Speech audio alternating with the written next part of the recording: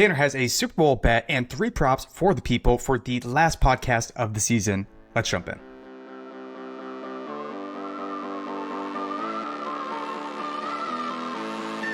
The time is now for the Dr. Bob Sports Podcast. I am Tanner. I am our head of analytics, and I'm in my 9th year working alongside Bob, originating our NFL and college basketball bets. And today, as always, I'm joined by our digital media specialist, Grant. Another season in the books.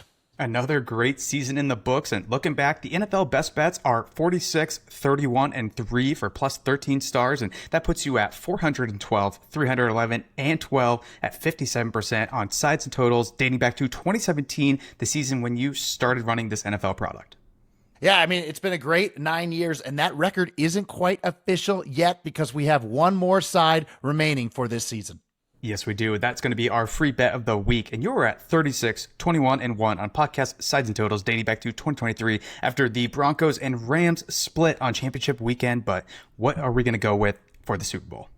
We're going to take the Patriots plus 4.5 over the Seahawks because suddenly Seattle is being treated as one of the best teams of all time. This is the largest Super Bowl spread in the last 15 seasons. Now, I see how people have gotten here, right? Seattle, 7th best DVOA team since 1978, and they've won 2 playoff games, so people have kind of convinced themselves that they are an all-time team. But we don't see the Seahawks the same way as DVOA. Seattle graded as the 4th best team in 2025, according to our metrics. So one of the best teams of the season, but certainly not one of the best teams of all time. And I don't really think any serious handicapper all season had them as an all-time team either. Now, this was not a controversial stance heading into the playoffs. Betting market had Seattle rated as about 5 points better than average. That was roughly equivalent to the Bills and the Chiefs before Mahomes went down, and a notch below the Rams. Okay, but what about New England? Where have they been rated in the market this season? So they, in December, have consistently been about 2 points better than average, but that was without interior defender Milton Williams on the field, who decisively makes this defense better as he ranks 4th in pass rushing efficiency. Yeah, New England's run defense was notably more effective with Milton Williams on the field, allowing 0.4 fewer yards per carry than when he was off the field. So I conservatively valued Williams worth a half point to New England's power rating, although you could certainly make the case he's been worth more than that. And so I think you'd have a hard time making Seattle favored by more than a field goal had this game be played in the first round of the playoffs, because remember, we had Seattle 5 points better than average, and now with Milton Williams on the field, we have New England 2.5 points better than average. Our model right now makes Seattle only a 2.6 point favorite. Yeah, so we're seeing this huge upgrade from where you're saying this price would have been a few weeks ago. So I assume that has to do with the uncertainty of Drake Maye's shoulder, or just maybe the results in his past playoff games. Yeah, so I mean, let's look at the playoff games to see if the Seahawks deserve this massive upgrade from where this game would have been priced at the end of the season. Starting with the Patriots, pretty impressive first round there. They outgained the Chargers by 2.5 yards per play. Then they played those 2 extreme weather games against the Texans and Broncos. Now, the Seahawks have also been impressive, outgained the Niners by plus 1.5 yards per play, but then they were outgained by the Rams in the NFC Championship by 2.2 yards per play. They only won that game because of late down variance and a muffed punt. So I think New England's win over the Chargers was at least equally impressive as Seattle's win over the Niners. And then I don't know that you can draw a ton from the other games as much to make this line 2 points higher than it would have been if this was the first week of the postseason. Yeah, this leaves Drake Maye's shoulder to account for the lack of betting interest on New England, and Maye suffered an injury to his right throwing shoulder during a scramble in the AFC Championship game, and initial assessments indicated no structural damage to the shoulder, though the exact diagnosis and severity have been pretty murky. But following the game, he was listed as a limited participant in practice last Thursday due to the shoulder, and then he missed last Friday's session entirely because of an additional undisclosed illness. Yeah, so he was questionable on that Super Bowl bye week injury report, combining the shoulder and illness.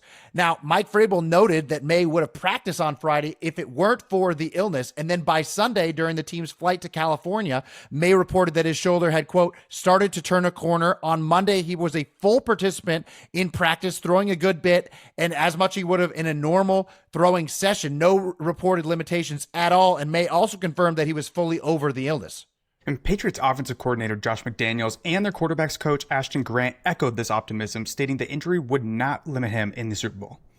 So I think this whole story comes from Dr. Chow on Twitter, Pro Football Doc. He expressed concern about the shoulder's impact heading into this game, saying that it was a bigger worry than Sam Darnold's oblique, which we know is not really that much of a worry at all. So I think that's more of just a headline-grabbing statement, right? He was trying to draw attention to his website there, and it probably doesn't have too much to do with how Drake Maye's shoulder is going to be on Super Bowl Sunday. And even if Dr. Chow was right about a possible mild AC joint sprain, those typically recover in 10 days for quarterbacks. The Super Bowl is 14 days after the AFC Championship game. Now, there's a non-zero chance that this is a severe sprain, and the Patriots deserve a notable downgrade, and they've just had a massive cover-up here. But all the reporting I've seen thus far indicates Maye will be healthy on Sunday. Okay, well, let's get into New England's matchup with Seattle's defense. And we've talked about the Seattle-specific defensive approach in previous podcasts, but do you want to give people a quick refresher? Yeah, so Mike Macdonald built a defense that invites the run on early down, but still dominates with a 74% light box rate outside of the red zone. Seattle's superpower is being able to stop the run with light personnel on the field. Seahawks allowed a league low negative .21 EPA per rush despite playing nickel at the second highest rate in the NFL. Okay, so how do you expect the Patriots to scheme versus Seattle's run defense? I think they're going to go into jumbo and put Thayer Munford on the field. He has been doing that more often in the second half of the season, and the Patriots are averaging 6.2 yards per carry when Munford is lined up as an extra offensive lineman in the last 8 games. They use jumbo personnel on a season-high 33% of snaps in the AFC Championship. Well, looking back, Ramondre dominated the backfield in Denver, but do you think he's going to get the lion's share again, or is it going to be more of that split that we saw in the regular season? I think we're certainly going to see more than 3 snaps for TreVeyon Henderson because he's got a favorable matchup here because Seattle likes to play with 2 safeties back, which provides more space for the more shifty TreVeyon Henderson, who's, more of a space interpreter than Ramondre Stevenson, who's more of a bruiser against stacked boxes. You look at it, TreVeyon Henderson had a league high 56% success rate versus split safety looks this season, and New England's offense had a 58% rush success rate in 21 personnel against nickel defenses, and again, Seattle, second highest nickel rate in the league. Okay, well, shifting over to coverage, the other 2 main signifiers of Seattle's defense is that they have the second highest 2-high safety rate and the 8th lowest blitz rate.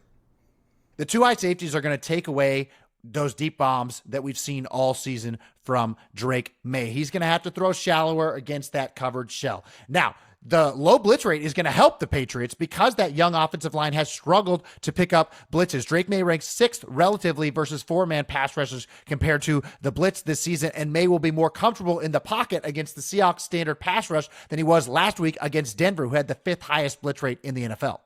Okay, so if you think he's going to be more comfy, which receiver do you think is going to benefit the most here? I actually think it's going to be running back Ramondre Stevenson. Now, he's been more active recently, running around on 57% of dropbacks in the playoffs. That's up 5% from his regular season average. And the Seahawks are not going to force him to stay in as a blocker because they have such a low blitz rate. This is also a favorable matchup for Stevenson, who's averaging 1.21 yards per route run more against split safety looks this season. And you mentioned Seattle is a big-time split safety team. Yeah, and to add to your point, Seattle's defense is allowing a league-high 21% of opponent passes to running backs, and opposing running backs also have 4+ targets in all but one of the Seahawks games this year, and that's including the postseason. So Drake Maye is going to throw a ton of screens to Ramondre in this game. And his other best option to attack Seattle's unique defensive structure on defense is underneath to Hunter Henry, who gained 1.67 yards per route run among tight ends that was ranked 5th. Now, it jumped to over 2 yards per route run against zone coverage, and the Seahawks had the 5th highest zone coverage rate in the NFL. The Seahawks have been elite against wide receivers, 3rd in EPA per target allowed, but they're 29th in EPA per target allowed to opposing tight ends, and I expect Josh McDaniels to feature Hunter Henry heavily in the game plan.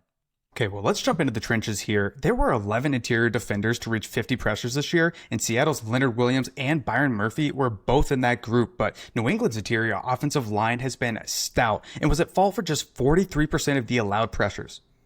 Yeah, so I think they're going to be able to stop the Seahawks from collapsing pockets like they've been doing all season. Meanwhile, Christian Barmore, Patriots defensive tackle, was also among those 11 interior defenders to reach 50 pressures, and he's going to wreak havoc up the middle across from Seattle's worst starter on both sides of the ball, Anthony Bradford, who is surrendering a 12% pressure rate in the postseason. Somehow Sam Darnold has overcome it, throwing for 4 TDs under pressure in the playoffs, and that is the most in a single season during the last decade, but that is completely unrepeatable. I mean, he's been one of the most pressure-sensitive quarterbacks in the NFL throughout his career, and he's going to come back down to earth here. And Seattle ranked 6th in EPA per dropback when there was no pressure in the regular season, and that dropped to 22nd when there was pressure. And New England's defense has some schematic advantages to limit Darnold as well. So Seattle's second highest under center rate, 5th highest play action rate, and New England's defense was 3rd against under center formations in terms of EPA per play allowed this year, and they allowed a league low negative 0.23 EPA per dropback against play action. Well, Seahawks wide receiver Jackson Smith and Jigba had a 37% target share on play action passes, but how do you think New England's defense will guard him after he put up 153 yards in the NFC Championship, catching at least one pass against 6 different Rams defenders in coverage? Well, I think Mike Vrabel is going to approach it completely differently than the Rams did. He's going to deploy more flexible coverages that keep double teams tied to Smith and Jigba, because he's just going to basically say, anybody else beat me. You know, kind of like a box and one in basketball. I think he's going to use a lot of cover one double with Christian Gonzalez in shadow coverage. Gonzalez conceded a league low negative 9.7 receptions versus expected this year, and he's going to force the ball elsewhere, especially when getting support from that cover one double. Yeah, Gonzalez has been insane. He's faced 28 targets this postseason and has conceded only 11 receptions. Gonzalez's 39% completion percentage allowed is the lowest by any player to face 25 plus targets in a postseason in the last 8 years. And then in front of Gonzalez, the Patriots have blitzed on 42% of opponent dropbacks in the playoffs compared to just 28% in the regular season. I expect them to continue to send extra pass rushers in this game because Sam Darnold is averaging 0.12 EPA per play fewer against the blitz compared to a standard pass rush this season. And Seattle's best pass blocking running back, Zach Charbonnet, tore his ACL. Charbonnet was allowing a 10% pressure rate this season compared to Kenneth Walker, who's surrendering a 19% pressure rate, one of the worst pass blocking running backs in the NFL. Yeah, Walker did have 49 receiving yards against the Rams, but the Seahawks screen game will be shut down as New England's defense is conceding the 5th best EPA per target to opposing running backs. So I think Walker is going to be taken out of this game a lot, right? They're going to need Helani to block. Screens aren't going to be there. I also think the Patriots can limit him on the ground. The Patriots have not conceded a rushing touchdown in the last 4 games, and during that span, they have allowed just 5 rushing yards before contact on 93 carries. So I think the Patriots definitely have some avenues to stop Sam Darnold and Kenneth Walker. I think they'll have a good game plan for JSN. And like I said earlier, our model favors the Seahawks by just 2.6 points in this game. So you regress that to the market a little bit. I make the Seahawks, maybe an expensive 3 here, but certainly not 4.5. And we're going to take the Patriots as our free bet of the week. Well, to hammer it home, postseason favorites of more than 3 points that have won 9 or more consecutive games are just 6-19 against the spread, and New England applies to a 31-8 against the spread underdog situation at Bob's database. That is 7-1 against the spread in Super Bowls. But before we go, let's do our primetime props, and you were at 37-26 on podcast props dating back to 2023.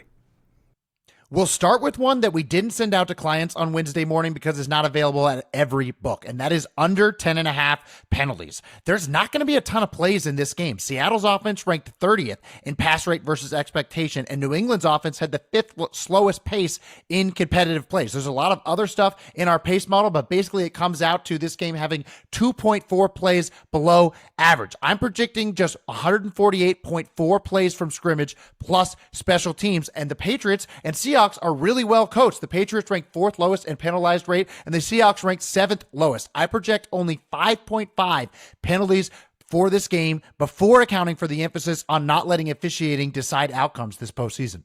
Yeah, they've actually done a really good job of letting them play this season. I mean, the 2025 NFL playoffs have averaged only 7.5 penalties per game, and that's down from 12.7 in the regular season. But do you have any more props that haven't moved too much from our client release?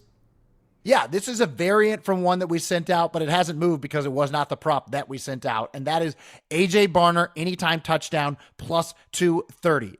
Patriot safety Craig Woodson is the weak link in that secondary. He surrendered the third most touchdowns among safeties this season. I think Clint Kubiak will attack the rookie in the red zone with Barner, who had 6 receiving touchdowns. That was 8th among tight ends. And he added another touchdown on the ground because Seattle has used Barner in the tush push for 10 short yardage rush situations, converting on 90% of them. I expect we will see a Barner tush push if the Seahawks are tackled at the 1 yard line on Sunday. So he's got 2 ways to score here, and I like him plus 230. I love the tush push analysis there, but before we go, what are your thoughts on the Super Bowl MVP market? Well, we give the Patriots a 38% chance to win this game, higher than the market, so we got to go with a Patriot here. And outside of a Marcus Jones punt return and pick 6, I don't think another Patriot can win this award outside of Drake Maye. We already talked about how New England's running backs will be more of a split backfield in this matchup, right? Travion as the runner, Ramondre as the receiver. I don't think the game plan is going to funnel to any single receiver enough to make a case for Super Bowl MVP. Let's look at Drake Maye's consensus price here, plus 235. That equates to a 30% chance. You divide 30% by the 38% that we think the Patriots are going to win. That means he has to win Super Bowl MVP and at least 78% of Patriot wins. I think it's probably more like 90% here, right? I think it's more than that. So maybe after talking this out, Drake Maye MVP is a better bet than even the Patriots side. Oh, I agree. I mean, I don't think the voters will have a problem giving it to him because they narrowly went Stafford for MVP, and they're going to want to reward Maye somehow.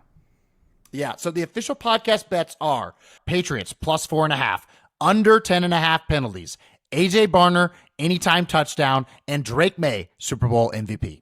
I love it. Well, that will do it for season 3 of the podcast. We might be back for a bonus March Madness episode, but the rest of the college basketball season price has dropped below $1,000, or you can sign up for a 7-day pass for $195.